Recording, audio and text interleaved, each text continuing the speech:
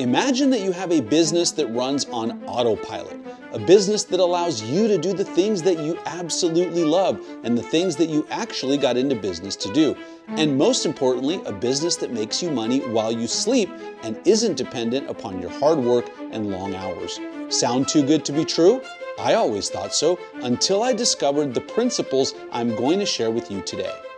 You know, I'll never forget when I was in business school at Pepperdine University out in Malibu, California. We had a project, and the project was to really write out your dream scenario for when you're older. And you know what I wrote on my project was, I see myself having freedom, having autonomy. I never wrote on there, hey, I can't wait to work 24-hour days and never see my family and stare into my phone all the time. And I don't think you did either. And so my goal, my mission with this channel, with every video I make, is to help you create an amazing business that's scalable without the burnout. A business that's predictable, that's profitable, that's fun, but without working 24/7. And if that's what you're into, also, I want to invite you to subscribe, like the video so YouTube pushes it out to more people. The truth is, success is not about grinding, it's about a word called leverage.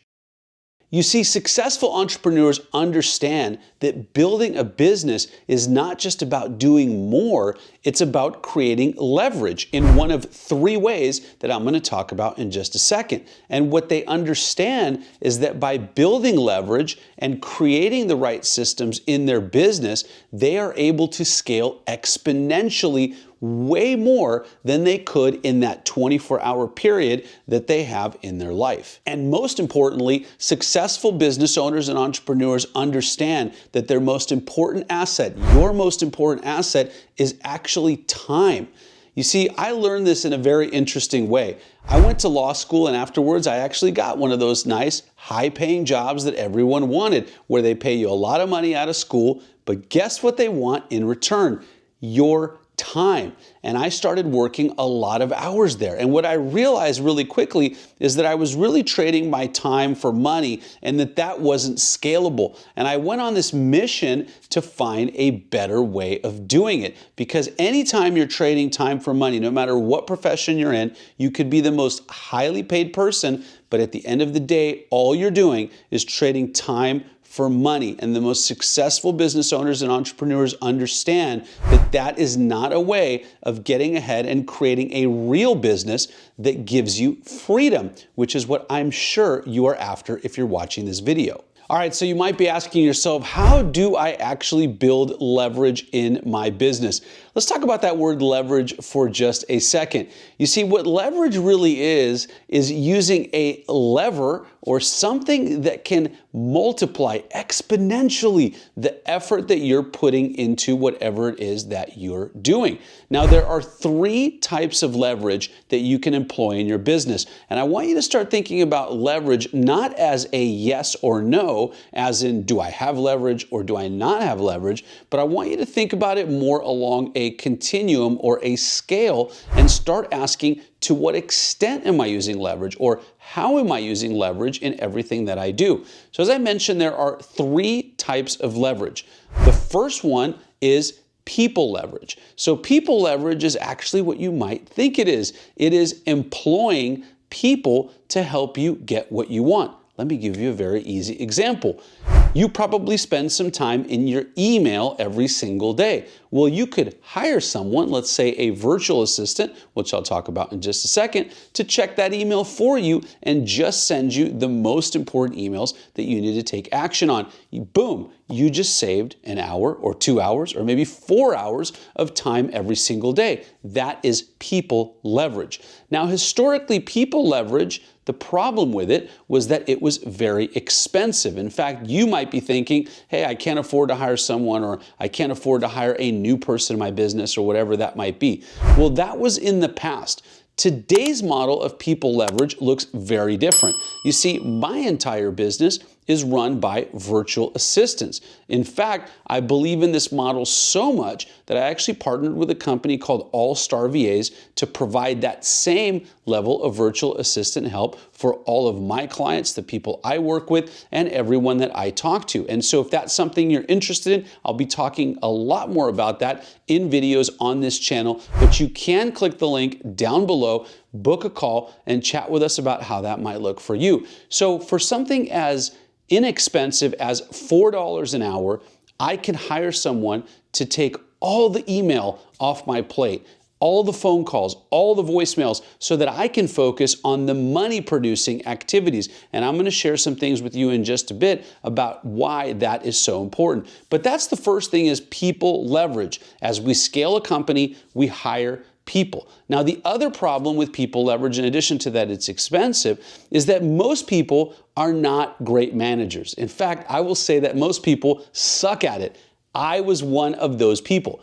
Every time I tried to hire someone, and if this resonates with you, let me know in the comments, but every time I tried to hire someone, I would always screw it up. The problem wasn't them, the problem was me. I was a terrible leader and a terrible manager.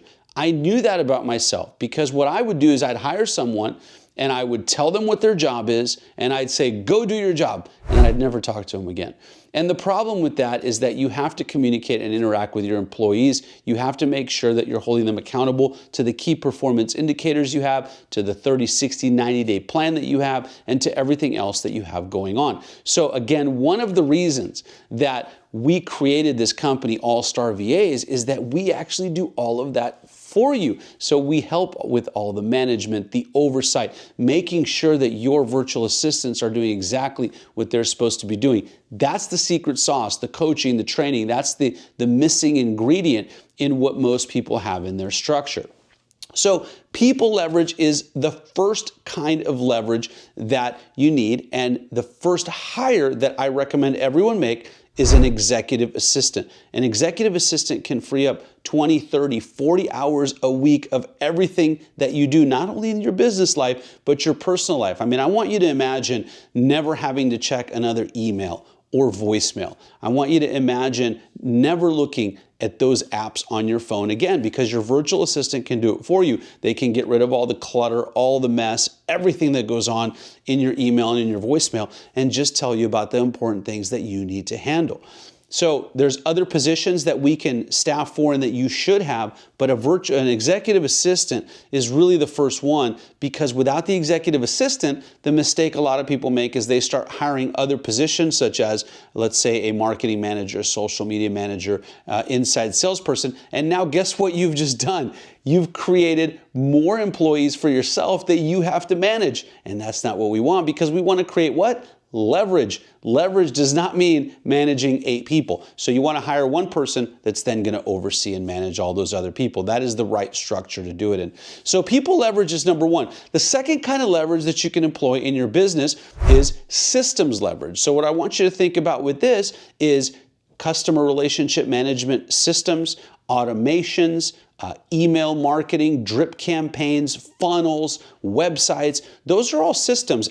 Artificial intelligence, of course, being the newest one that people are employing. So these are all systems that you can add to your business to create amazing leverage, because they are going to do a lot of the heavy lifting for you. For example, in my real estate business, when someone opts into one of our marketing campaigns, we send out, let's say, a lead magnet, which is just a piece of value that we're going to give to our potential prospects, and they opt into that on my website. They're now going to get an email campaign that lasts for several months. Now, guess what's interesting about that? People don't usually respond to the first email or the second or even the fourth, but 8th email, 9th email, we start seeing a lot of responses coming in, and that drives sales, that drives phone calls and things like that. So those are the kinds of systems that you want to employ in your business to add leverage. And again, you're thinking about this not as do you have systems or do you not. You're thinking about to what extent do you have systems in your business.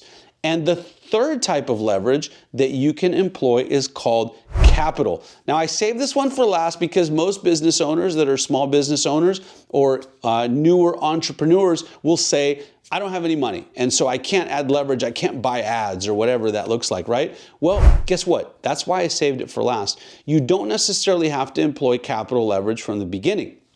If you have capital to invest, great. And of course, what capital leverage is, I should say, is as it sounds. You're investing money into your business. So you could invest that money into, let's say, Google ads to drive leads. You could invest it into, I don't know, an office or different capital expenditures or technology or whatever that is, right? But it's capital that goes into your business in the form of money. So the smart way to do this, I used to own real estate brokerages.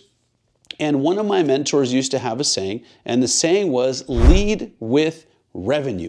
This is such an important saying, and the reason why is that if you lead with revenue, a lot of things can take care of themselves.